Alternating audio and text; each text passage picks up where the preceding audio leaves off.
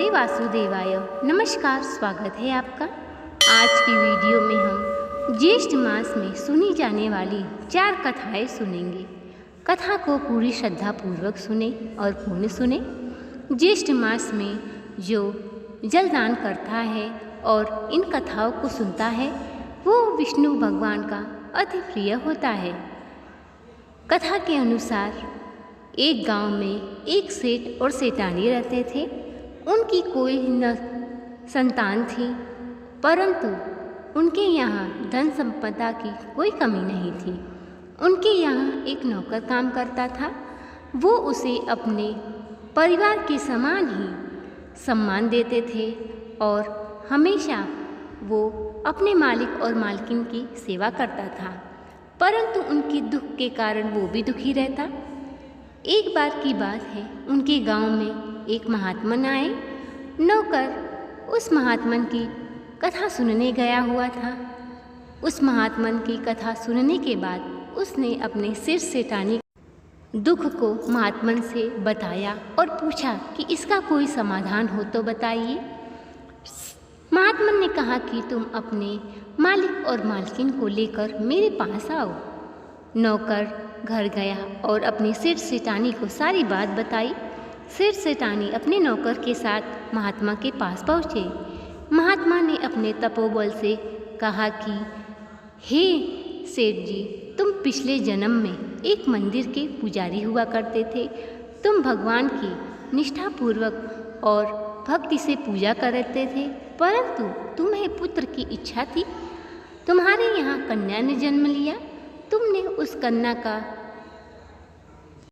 हमेशा ही अनादर किया और जब वह कन्या बीमार हुई, सही से उसका देखभाल न होने के कारण उसकी मृत्यु हो गई।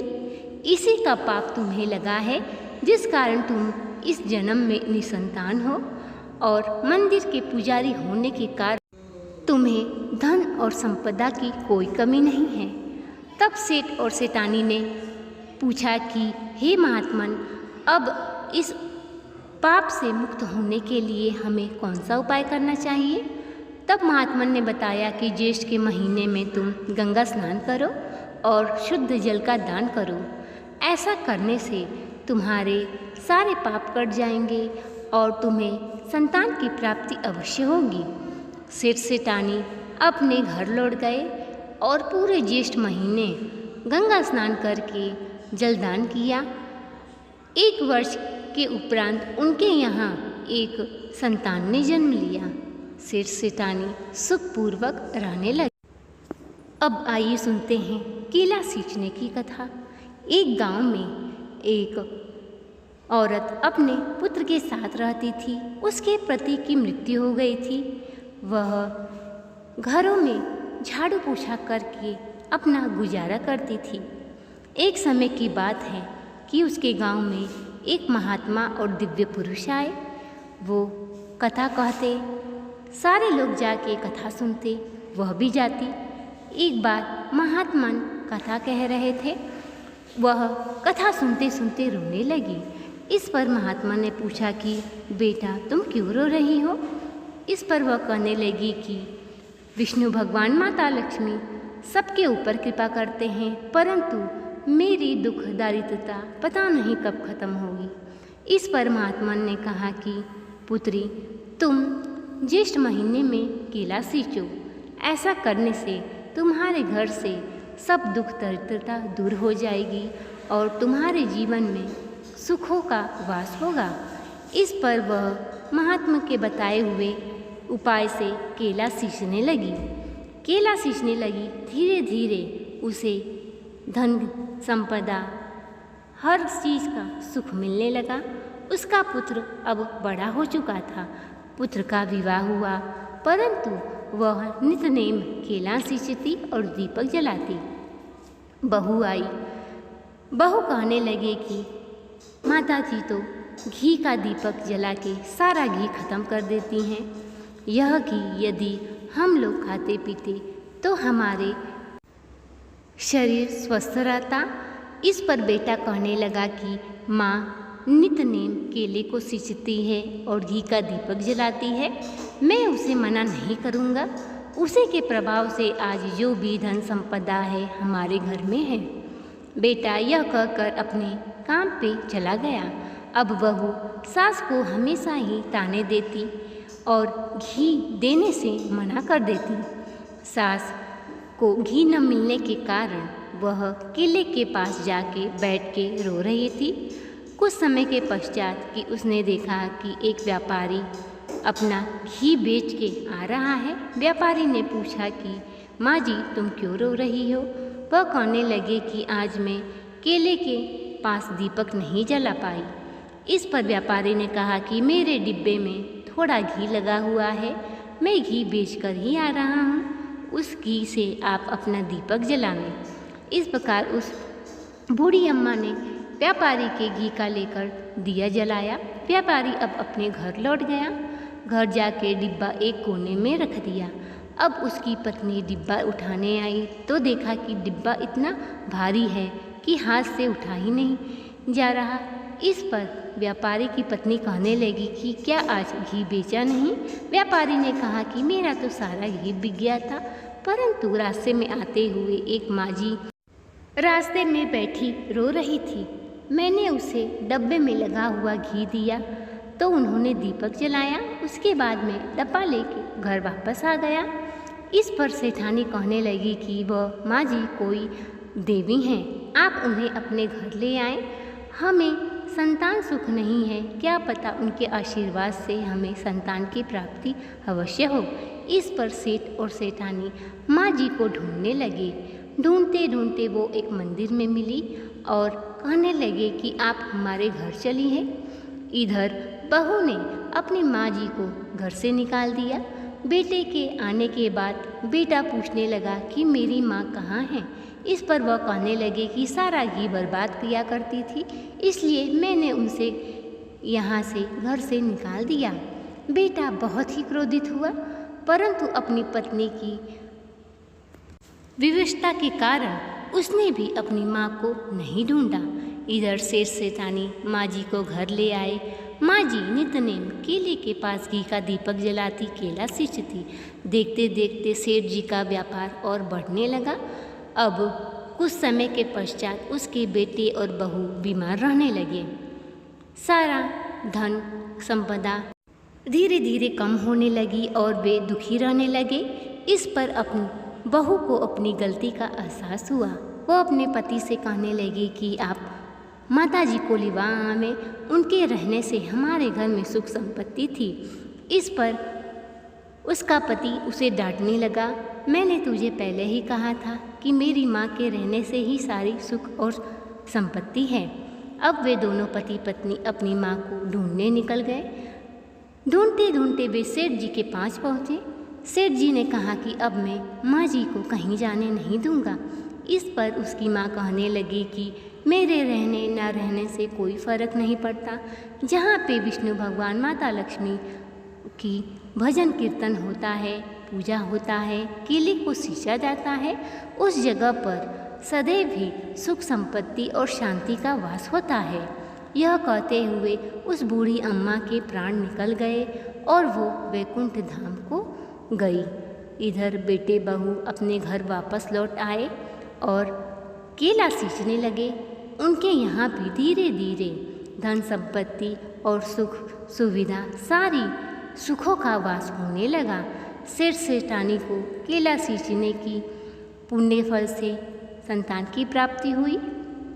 हे विष्णु भगवान, हे माता लक्ष्मी, जैसे आपने उनकी मनोकामना पूर्ण की, जो भी ज्येष्ठ के महीने में केला सींचे उसकी हर मनोकामना पूर्ण करना। अब आइए सुनते हैं जलदान की एक और कथा। एक समय की बात है, त्रेता युग में सुमंत नामक ब्राह्मण रहता था। उसकी पत्नी का नाम गुणवती था। सुमंत और गुणवती का एक पुत्र था, देव शर्मा। देव शर्मा बहुत ही देव भक्त था। वह हमेशा ही पूजा पाठ करता और भगवान की पूजा किया करता। एक बार वह भक्ति करने के लिए वन में चला गया। नदी किनारे बैठ के वो देव भक्ति में लीन हो गया। कुछ समय के पश्चात वह वहीं पर आसन डाल के सो गया। अब वहाँ पे जितने भी पशु पक्षी पानी पीने के लिए आए, सारे डर के मारे वहाँ से उसे देखकर चले गए। कुछ की तो प्यास के कारण मृत्यु ही हो गई। अब देव शर्मा को जब निद्रा खुली तो वहाँ से वो वापस अपने घर लौट गया, परंतु पशु हत्या और कितने ही पशु प्यासे चले गए, उसका उसे पाप लग गया था। कुछ समय के पश्चात उसकी तबीयत खराब रहने लगी और तबीयत खराब रहने के कारण उसकी मृत्यु हो गई। इसी प्रकार उसकी पत्नी की भी मृत्यु हो गई। दोनों ने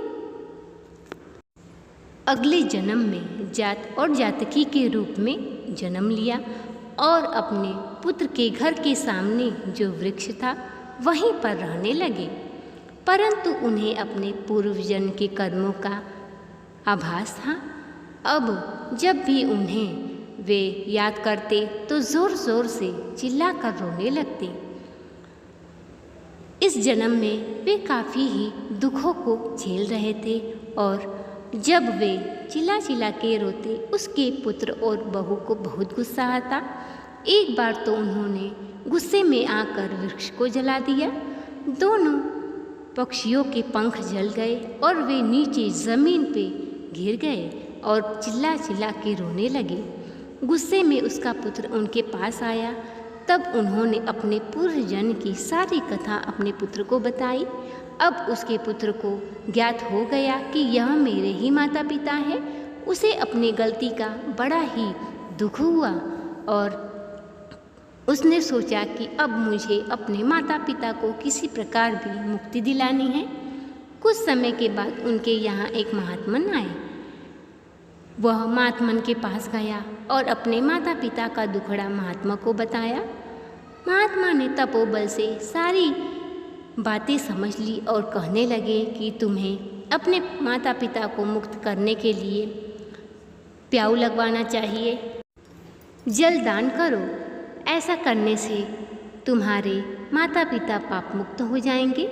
अब उसके बेटे ने अपने माता पिता के नाम से प्याऊ लगवाए, जल दान किया। ऐसा करने से वे इस जन्म के पाप से मुक्त हो गए और स्वर्ग को प्राप्त हुए। अब आइए सुनते हैं पीपल सींचने की कथा। एक गांव में एक ननद और भाभी रहती थी। ननद हमेशा ही अपनी भाभी के साथ साथ रहती थी, क्योंकि जब उनकी सास की मृत्यु हुई तो उनकी सास ने कहा कि तुम मेरी बेटी का बहुत ख्याल रखना। इस पर भाभी ननद को हमेशा ही अपने साथ साथ रखती। वह जब पूजा करने जाती तो अपनी ननद को भी लेकर जाती, पीपल सींचती।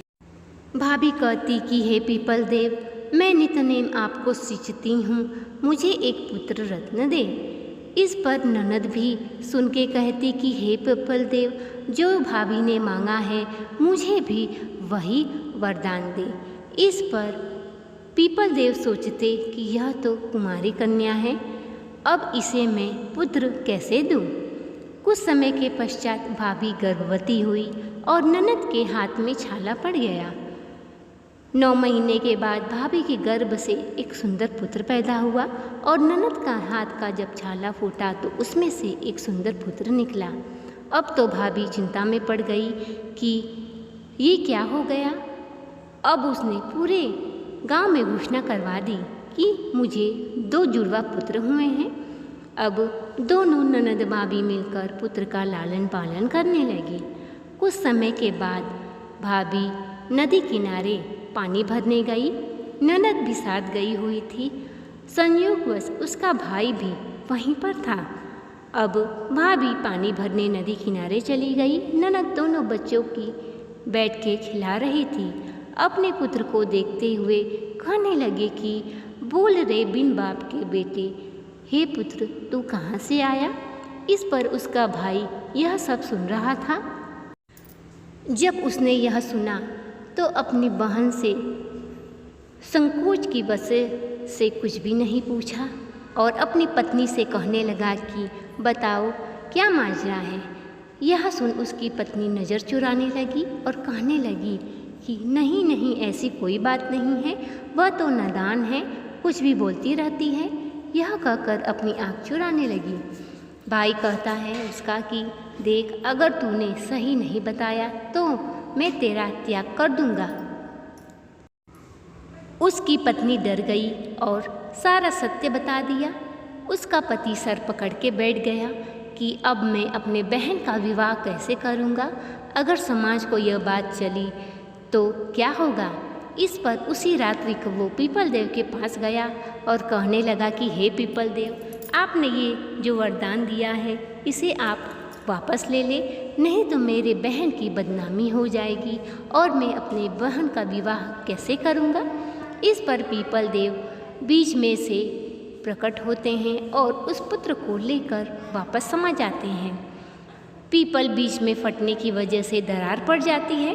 अगले दिन सारे लोग देखते हैं कि पीपल के बीचों बीच दरार पड़ी हुई है। कुछ लोग कहते हैं कि यहाँ पर भगवान विष्णु माता लक्ष्मी प्रकट हुए हैं, तो कुछ कहते हैं लगता है यहाँ पे भूतों का वास हो गया है। जितने लोग जितनी मुँह उतनी ही बातें। अब कुछ समय के पश्चात उसका पुत्र 5 वर्ष का हुआ। भाई ने अपने यहाँ यज्ञ करवाया, बड़े बड़े महात्मन को बुलाया और उसमें एक दिव्य पुरुष पधारे। उन्होंने यज्ञ कुंड में जब अग्नि प्रज्वलित की तो अग्नि जल ही नहीं रही थी। इस पर महात्मा ने कहा कि तुम अपने भतीजे के बुलाओ। इस पर वह कहने लगा कि मेरी बहन तो कुमारी है, तो मैं भतीजा कहाँ से लगाऊं। इस पर कहने लगे कि ठीक है, तुम अपनी बहन को बुलाओ। अब बहन आती है, अग्नि प्रज्वलित करती है, परंतु अग्नि प्रज्वलित नहीं होती है। महात्मा तपोबल से देख लेते हैं और कहते हैं कि तुमने जो भतीजा पीपल देव को समर्पित किया था उसी को तुम लेकर आओ। अब वह 5 वर्ष का हो चुका है। सारे समाज में यह बात फैल गई, परंतु सब लोग कहने लगे कि तुम एक महात्मन पुरुष हो जिसे पीपल देव ने स्वयं एक पुत्र रत्न को दिया था। इस पर उसका भाई निसंकोच अब पीपल देव के पास जाके क्षमा मांगने लगा। पीपल देव में से एक पुत्र बाहर आया 5 वर्ष का और अपने मामा के गले लग गया। अब वो अपने भतीजे को ले जाकर अग्नि प्रज्वलित की। अग्नि प्रज्वलित हो गई।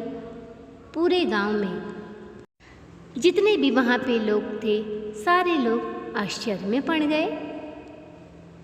हे पीपल देव, जैसे आपने उनकी मनोकामना पूर्ण की, उनकी इज्जत रखी, वैसे ही जो भी यह कथा पढ़े हुंकार भरे उसकी हर मनोकामना पूर्ण करना और उसके जीवन में सदैव ही सुखों का वास बना रहे। तो ये थी आज की कथा। वीडियो पसंद आया हो तो चैनल को सब्सक्राइब, वीडियो को लाइक और शेयर करें। कमेंट बॉक्स में विष्णु जी का जयकारा अवश्य लगाएं। बेल आइकन को ज़रूर प्रेस करें जिससे कि सभी वीडियो की नोटिफिकेशन आप तक पहुंचेगी। मिलते हैं अगले वीडियो में अगली कथा के साथ। तब तक के लिए नमस्कार।